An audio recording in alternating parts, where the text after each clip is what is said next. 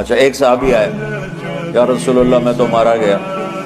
آپ نے کہا کیا ہوا؟ کہا میرا روزہ تھا، میں بیوی کے پاس چلا گیا۔ آپ نے کہا تو پھر تو غلام آزاد کر، کفارہ دے۔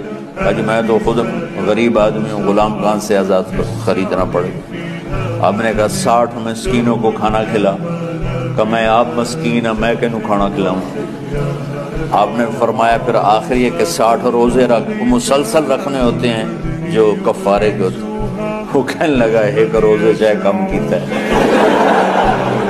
60 روزے جو میں کی کروں۔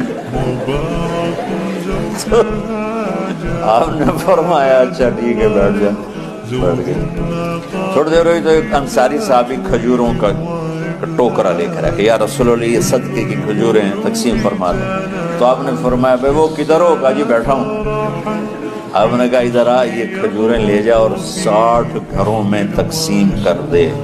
کہنے لگا یا رسول اللہ، اللہ کی قسم مدینے میں مجھ سے غریب کوئی نہیں، آپ ایسا کرو یہ میرا کفارہ مجھے ہی صدقہ کر دو۔